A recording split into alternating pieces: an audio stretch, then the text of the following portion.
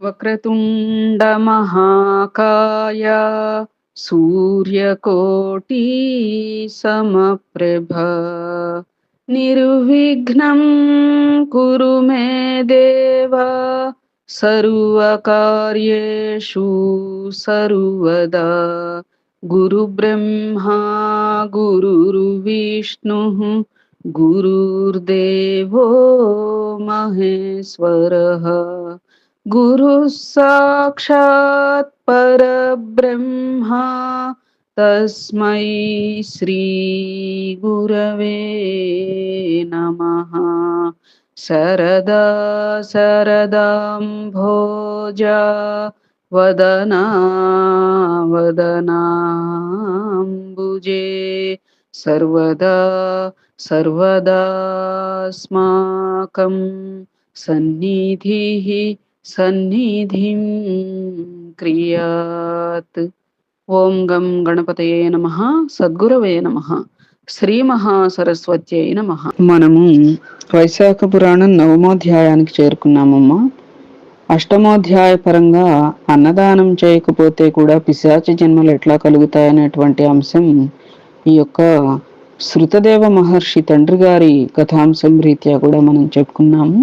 నేటి అధ్యాయపరంగా సతీదేహ త్యాగం అనే అంశం రీత్యా చెప్పుకోవడానికి ప్రయత్నం చేద్దాం. అంబరీష మహారాజుతో నారదుడు ఇట్లు పలికెను. శృతదేవుడు చెప్పిన పిశాచత్వ మోక్ష కథను విని శృతకీర్తి మహారాజు ఇట్లు పలికెను. శృతదేవ మహర్షి ఇక్ష్వాకు వంశరాజగు హేమాంగదుడు జలదానము చేయకపోవట వలన ముమ్మారు చాతకముగను జన్మించి బల్లిగా ఆ గృహమున ఉండెను కదా. పుణ్యమును కలిగించు యజ్ఞ యాగాదికములను దానములను చేసిన హేమాంగదుడు కర్మానుసారము చేతకము మున్నగు జన్మలనెత్తవచ్చును గాని సత్పురుషులను సేవింపకపోవుట వలన గ్రద్దగను పలుమార్లు కుక్కగను జన్మించుట మాత్రము తగినట్లుగా నాకు తోచడం లేదు. హేమాంగద మహారాజు సజ్జనులను పూజింపలేదుగాన వానికి పుణ్యలాభం కలుగకపోవచ్చును. పరులకు పీడ కలిగించినచో బాధలు రావచ్చును. అటు అనర్థములేవి చేయలేదు కదా, అనగా పరపీడన చేయలేదు కదా. అంటే హేమాంగద మహారాజు ముఖ్యంగా ఆసక్తితో ఉండేవారికి ఎక్కువ ఆయన దాన ధర్మాలు చేశారు కదా. అప్పుడు కూడా అసక్తులకి కాదు, నువ్వు సజ్జనులలో శ్రేష్ఠులకి సజ్జనులకి అట్లా నువ్వు దాన ధర్మాలు చేయలా అని చెప్పి అప్పుడు అన్నారు. అందుకని ఇక్కడ వీరేమని అడుగుతున్నారు అంటే, ఇతరులకి ఆయన ఏమీ బాధ కలుగ చేయలేదు కదా, అయినప్పటికీ కూడా మరి ఈ సునకాది జన్మలు ఎందుకు కలిగాయో అర్థం కావటం లేదు అని చెప్పి అడుగుతున్నారన్నమాట. ఎవరు? శృతకీర్తి మహారాజు. చెప్పేదెవరు? శృతదేవ మహర్షి. ఈ అంశాలన్నీ చెప్తోంది ఎవరు? అంబరీషుడికి నారద మహర్షి చెప్తున్నారు. ఏమ్మా, అర్థమైందా? కావున వీనికి సునకాది జన్మలు ఎందుకు కలిగనో వివరించి నా సందేహమును తీర్పగోరుచున్నాను అని అడిగిన శృతకీర్తిని మెచ్చి శృతదేవుడు ఇట్లు పలికెను. రాజా వినుము. ఈ విషయమున పార్వతికి శివుడు కైలాస శిఖరమునందు చెప్పిన విషయమును చెప్పుచున్నాను వినుము. భగవంతుడు ఈ లోకములన్నింటినీ సృష్టించెను. వాని స్థితిని ఇహలోక సంబంధము పరలోక సంబంధము అని రెండు విధములుగా ఏర్పరచెను. ఇహలోక సంబంధములుగా జలసేవ, అన్నసేవ, ఔషధ సేవ. ఈ మూడును ఇహలోక స్థితికి సర్వలోకములకును ముఖ్య హేతువులు. అట్లే పరలోక సుఖస్థితికి సాధు సేవ, విష్ణు సేవ, ధర్మ మార్గ సేవ అను మూడును ముఖ్య హేతువులు. ఇవి భగవంతుడు ఏర్పరిచిన విధానములని వేదముల యందు చెప్పబడినది. ఇంటి యందుండి సంపాదించుకున్న ఆహార పదార్థం ప్రయాణమున ఆహారముగా ఉపయోగపడినట్లు ఇహలోకమున మనము పరలోక స్థితికై సంపాదించుకున్న సాధు విష్ణు ధర్మ మార్గ సేవలు ఉపయోగపడుచున్నవి. మంచివారికి సజ్జనులకు అనిష్టమైన కార్యములు మనస్సునకు ఇష్టమైనను దాని వలన ఏదో ఒక అనర్థం కలుగును. అంటే కొన్ని పనులు ఇవి తప్పు అని తెలిసినా కూడా మనసు చేయడానికి ప్రేరేపిస్తూ ఉంటుంది. అది అట్లా కూడా కొన్ని దుఃఖహేతువులు అవుతూ ఉంటాయి కదా. అది అనర్థములు కలుగుచున్నవి. సజ్జనులకు అప్రియమైన మనకు ప్రియమైన దానిని చేసినచో తుదకు మనకు కష్టమే జరుగును. అంతే కదా. ఇప్పుడు పెద్దవాళ్ళు మంచివాళ్ళు ఈ పని వద్దు అంటే మనకు ఆ పనే చేయబుద్ధేస్తుంది. తద్వారా మనం కష్టాలు చెందుతూ ఉంటాం. అట్లా దీనిని వివరించుటకై ఉదాహరణగా అతి ప్రాచీనమైన ఇతివృత్తమును వినుము. పార్వతి, ఈ కథ పాపములను పోగొట్టును, వినువారికి ఆశ్చర్యమును ఆనందమును కలిగించును. పూర్వము దక్ష ప్రజాపతి అపూర్వమగు యజ్ఞమును చేయదలచెను. అంతకు పూర్వమే అతని కుమార్తెగు సతీదేవికి శివునికిచ్చి వివాహమును చేసెను. అల్లుడైన శివుని యజ్ఞమునకు రమ్మని పిలుచుటకై కైలాసమునకు వచ్చెను. అట్లు వచ్చిన దక్ష ప్రజాపతిని చూచి, నేను దేవతలందరికీ గురువును, వేదములు వివరించు త్రికాలాబాధితమైన వాడను, చంద్రుడు ఇంద్రుడు మున్నగు దేవతలు నాకు కానుకలు తెచ్చువారు అనగా సేవకప్రాయులు.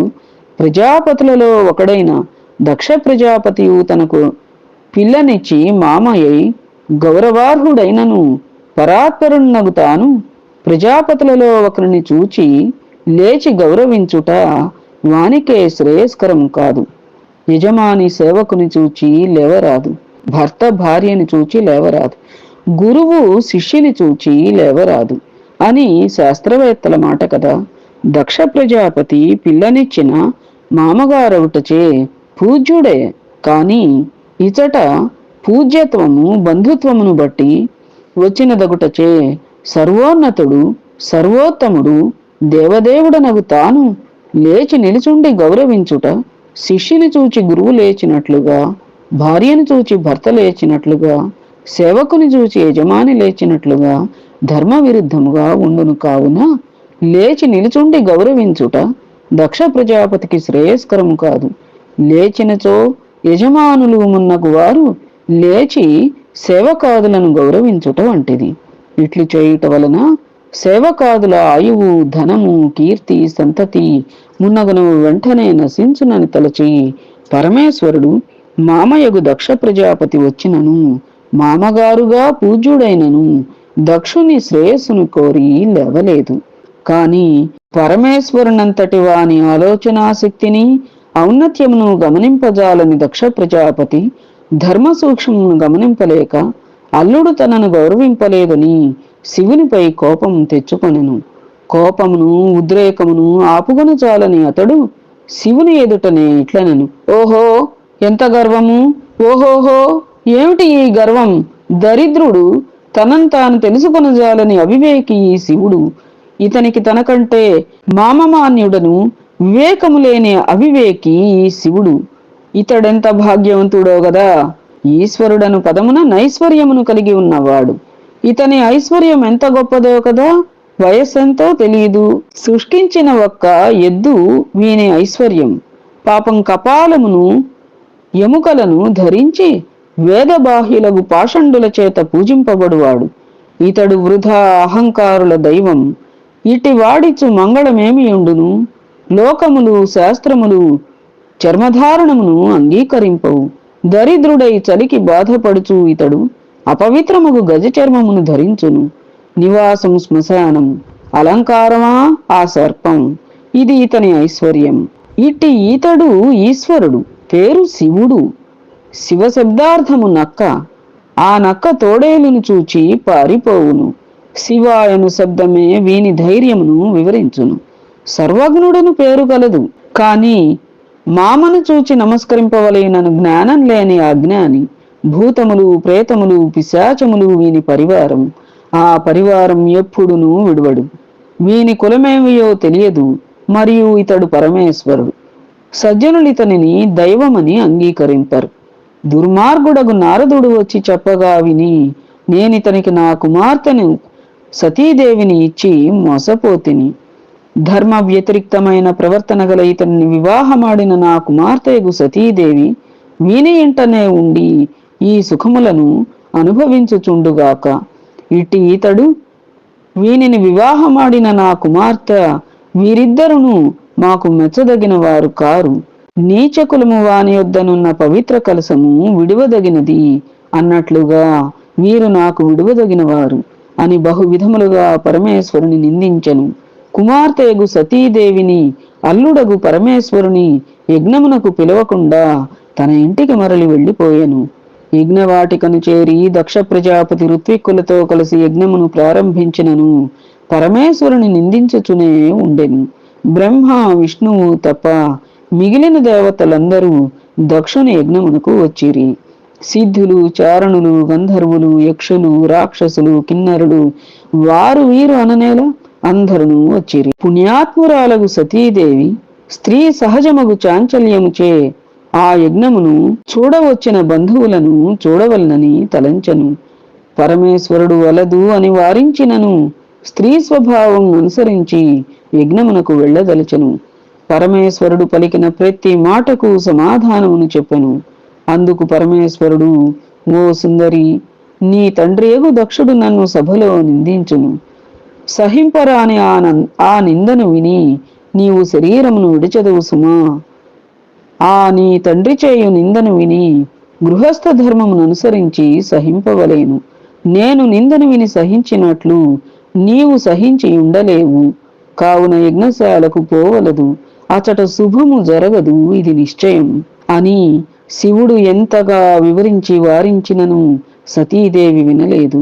ఒంటరిగానైనా తండ్రి చేయి యజ్ఞమునకు పోదలచి ప్రయాణమాయను. అప్పుడు శివుని వాహనమగు నంది వృషభ రూపమున వచ్చి ఈమెనెక్కించుకుని యజ్ఞశాలకు తీసుకుని వెళ్ళెను. పరమేశ్వరుని పరివారము భూత సంఘములు ఆమెను అనుసరించి వెళ్ళినవి. సతీదేవి యజ్ఞశాలకు వెళ్ళి తన పరివారమును యజ్ఞశాలకు వెలుపల నుంచి తాను లోనికి వెళ్ళెను. యజ్ఞశాలను ప్రవేశించిన సతీదేవిని బంధువులెవ్వరూ పలకరింపలేదు. దానిని సతీదేవి గమనించి భర్త చెప్పిన మాటను స్మరించుకుని యజ్ఞవేదిక కడుకుపోయి తండ్రి అచట ఉన్న సభ్యులు ఆమెను చూచియు పలకరింపక మౌనముగా ఉండుట, దక్షుడును యజ్ఞమును చేయవలసిన రుద్రాహుతిని విడిచి మిగిలిన దేవతలను ఉద్దేశించి ఆహుతులనిచ్చాను. శివుడికి ఇవ్వవలసినటువంటి ఆహుతిని వదిలేసి మిగిలిన దేవతలందరికీ కూడా ఇచ్చారుట. తండ్రి చేసిన అకృత్యమును గమనించి కన్నీరు నించిన సతీదేవి ఇట్లు పలికెను, తండ్రి, ఉత్తములను అవమానించుట ధర్మము కాదు. అట్టి అవమానం శ్రేయస్సు కలిగించదు. రుద్రుడు లోకకర్త, లోకభర్త, అందరికీ ప్రభువు. అతడు నాశరహితుడు. ఇట్టి రుద్రునికి హవిస్సును ఆహుతిగా నీవు ఇయ్యకపోవుట యుక్తము కాదు సుమా. ఈ బుద్ధి నీకే కలిగినదా? ఇట్టి దుర్బుద్ధిని ఇచటి వారు కలిగించిరా. ఇచటి వారెవరునూ నీవు చేయు పని మంచిది కాదని చెప్పకపోవుట ఏమిటి? విధి విధానము వీరికి విముఖమై ఉన్నదా అని సతీదేవి పలికెను. సతీదేవి మాటలను విని పూషుడను సూర్యుడు నవ్వెను. అచట ఉన్న భృగు మహర్షి సతీదేవిని పరిహసించుచు తన గడ్డమును మీసములను సవరించుకొనెను. ఆ సభలో ఉన్నవారు కొందరు భుజములను చరుచుకొనిరి, కొందరు చంకలు కొట్టుకొనిరి, మరికొందరు పాదములను తొడలను కొట్టుకొనిరి. ఈ విధముగా సభలోని వారు దక్షుని సమర్థించుచు సతీదేవిని పరిహసించుచు విచిత్రాతి చిత్ర వికారములను ప్రదర్శించిరి. విధి వ్రాతకు లోబడిన దక్షుడును ఆమెను శివుని బహు విధముల నిందించెను. రుద్రాణియగు సతీదేవి దక్షుని మాటలను విని కోపించి భర్తృ నిందను విన్నందులకు ప్రాయశ్చిత్తముగా యజ్ఞశాలలోని వారందరూ చూచుచుండగా యజ్ఞవేదికలో ఉన్న అగ్నికుండమును శరీరమును విడిచెను. ఆ దృశ్యమును చూచిన వారందరూ హాహాకారములు చేసిరి. పరమేశ్వరుని పరివారమగు ప్రమతులు పరుగున పోయి పరమేశ్వరునికి ఆ విషయమును తెలిపిరి. ఇక్కడ యజ్ఞకుండంలోకి ప్రవేశించింది అన్నారు, కానీ అసలైతే సతీదేవి బొటని వేలితో ఇట్లా నేల మీద రాచి అక్కడి నుంచి అగ్ని రగిల్చి ఆ అగ్నిలోనే ఆవిడ ఆహుతి అవుతుంది అని చెప్పి పురాణాల్లో ఉన్నటువంటి అంశం. అందుకనే పుట్టింటికి వెళ్ళినటువంటి ఆడపిల్లలు కూడా ఆ బొటన వేళ్ళు అట్లా నేలకి రాయకూడదు అని చెప్పి కూడా ప్రతీతి అమ్మా, నా పరిజ్ఞానం మేర అదేమ్మా. ఈ రీతిగా మనం శ్రీ స్కాంద పురాణ అంతర్గత వైష్ణవ ఖండే వైశాఖ పురాణే నవమాధ్యాయం సంపూర్ణం. ఏతత్ఫలం సర్వం సద్గురు చరణారవింద అర్పణమస్తు. సద్గురవే నమః. శ్రీమాత్రే నమః. శ్రీలక్ష్మీనారాయణాభ్యాం నమః.